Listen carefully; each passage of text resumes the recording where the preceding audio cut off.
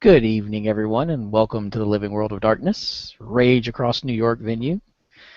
Tonight we find ourselves in the Sept of the Green, the normally green Central Park covered in snow and ice. And we see two figures tromping through the snow.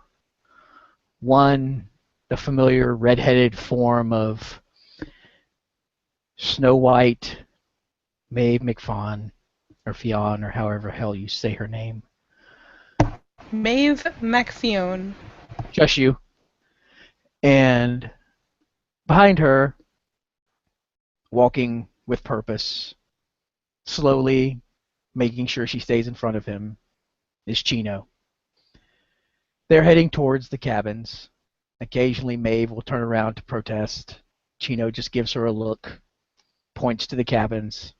She pouts a little, stomps her little foot, turns around and keeps walking.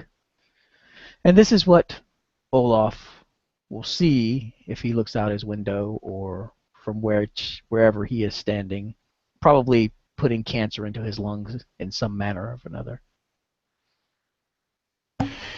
That's not a bad guess. Olaf, for once, is not wearing his dedicated set. He is wearing his I'm at home and don't care clothes, which is an ugly orange Hawaiian shirt with green palm tree type things all over it, a pair of board shorts, and a pair of sandals. He's currently smoking what looks like a cigar, but when the Cubs get close enough and he just opens the door, obviously smells like marijuana. And he just looks at the two of them. What? Chino kind of gives Maeve one last shove and then crosses his arms over his chest, stands behind her. And Maeve will fail at least a little to express any sort of conviction in being super assertive by, of course, preceding her words with a brief upward tilt of the chin.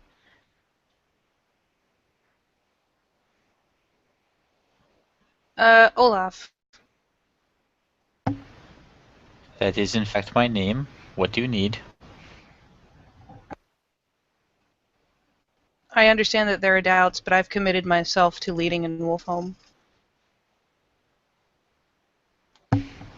Considering I will be with a lot of you on this particular venture, that's a very interesting sentiment. Well, if you would like to take it up with Miss Whisperaya, I would understand.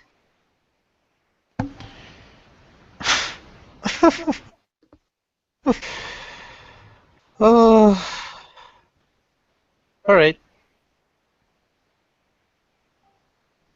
Shrugs his shoulders.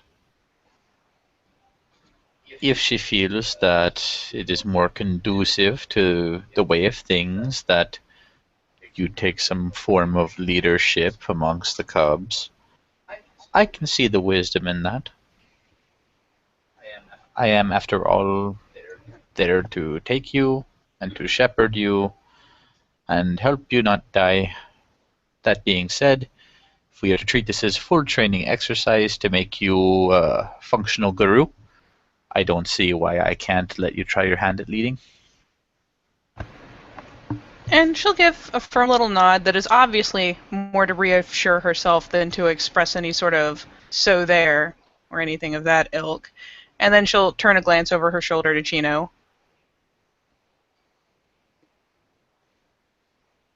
Chino's just staring at her, arms still crossed over his chest. Doesn't seem satisfied. She deflates ever so slightly. She thought she did good.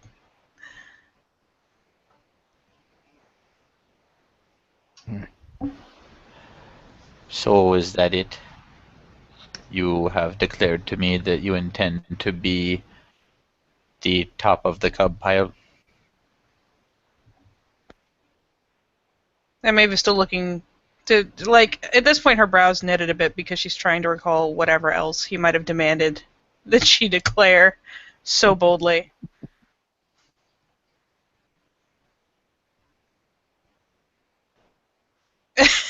And she'll undo some measure of Oh, of he's that not helping. assertion. Not helping Damn at it. all. Not helping at all.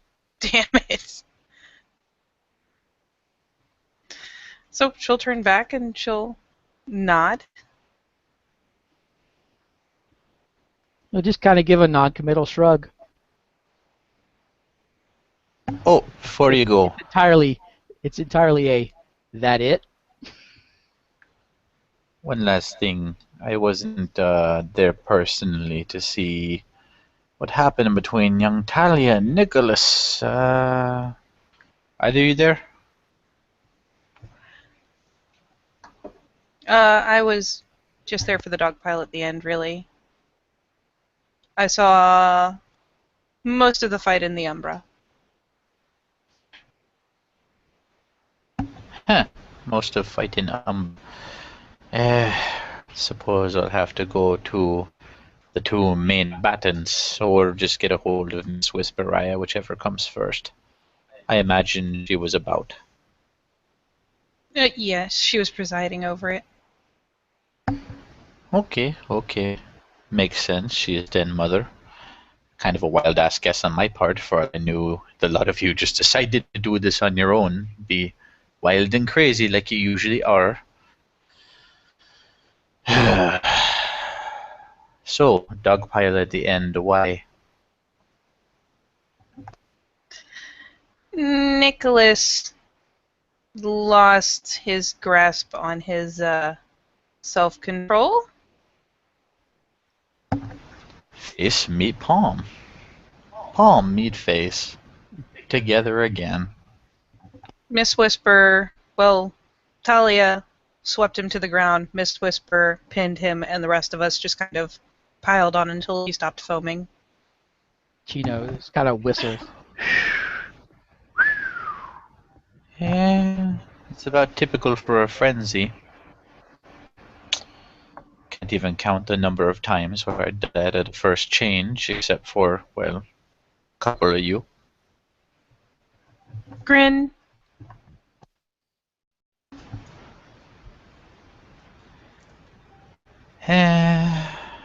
I'll definitely have to look into it then. I don't suppose you saw anything else wild and crazy going on.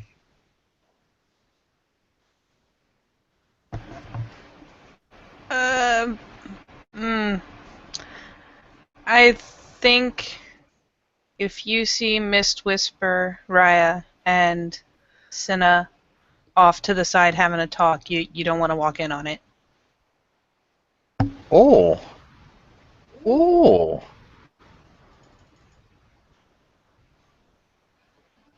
That seems legit.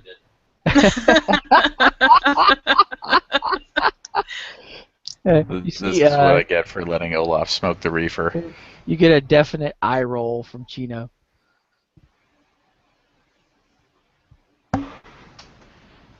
So what did she do now? You ever see one of those kinds of cartoons where two people are fighting, and by two people are fighting, I mean one person is like flailing ineffectively and not even hitting the other person? She kind of did that at Travis. What? Shrug. Both eyebrows go up. Another whistle. That is amazing.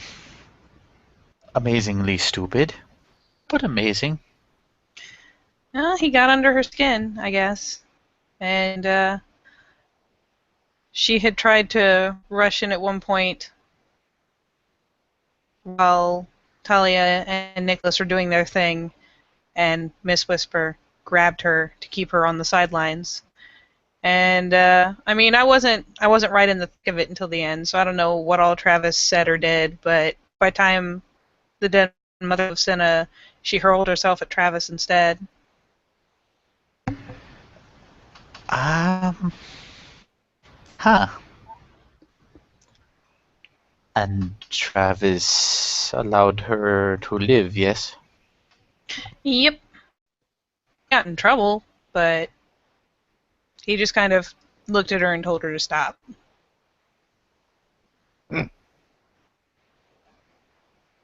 I, you know, what?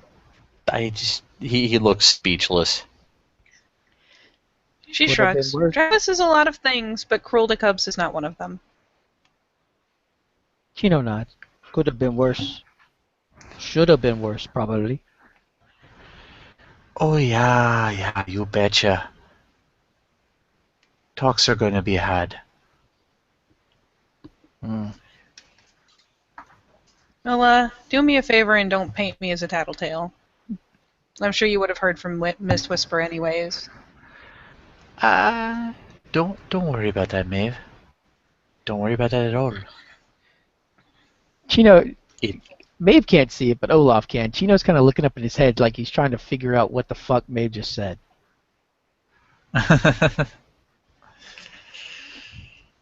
She'll nod a little.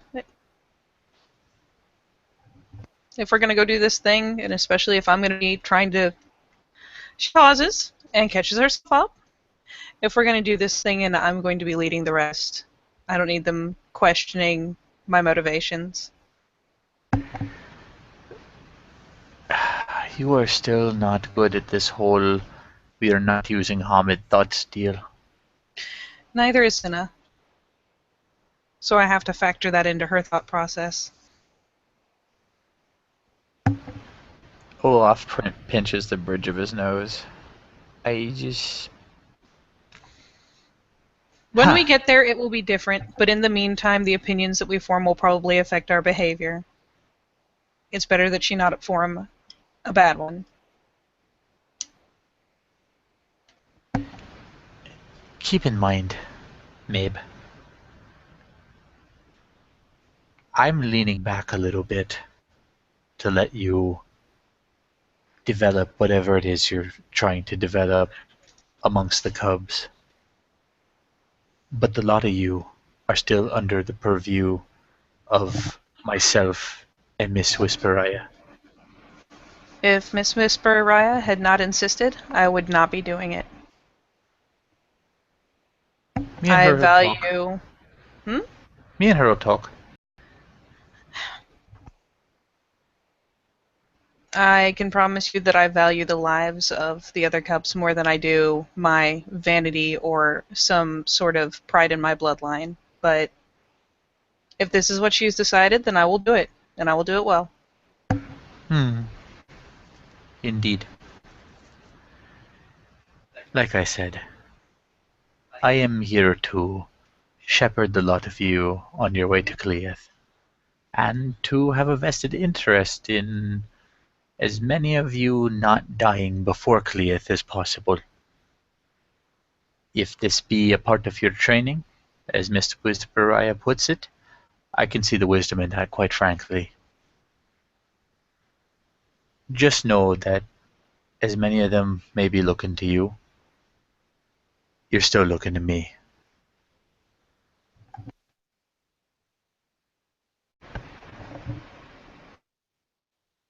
Tilts her head faintly, but she nods finally. But she does take a moment to process it instead of blindly just nodding like she normally would.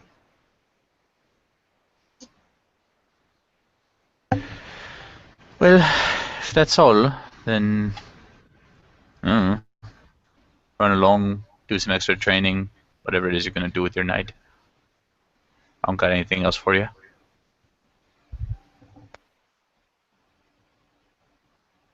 So Maeve will turn to face Chino at this point. Chino is looking at Olaf over Maeve's head. He kind of tosses him a wink, and then he kind of looks at Maeve and kind of cocks his head to the side as in a let's go type gesture. And she'll trot back on down the steps of his porch and look to accompany Chino off to wherever have you. As the two cubs walk off, Olaf actually exits onto his porch to lean against railings and kind of watch them as they go along, still smoking that cigar-like object. as they walk away, there's no, you did good or anything like that from Chino. He's just kind of walking. You could see that he's kind of he's not really looking at Maeve. He's kind of walking straight ahead. She will actually be keeping stride when her norm is usually a step behind and a step to the side, but she'll be making the effort to keep stride with him and walk even with him. And they will pass out of sight after a few minutes. Indeed, indeed. Shall we call it there? I think that's good. All Yep. right. Well, then, thank you, players, for playing. I saw you, creepers. Thank you for creeping. And we will see you next time on another episode of Living World of Darkness Rage Across New York.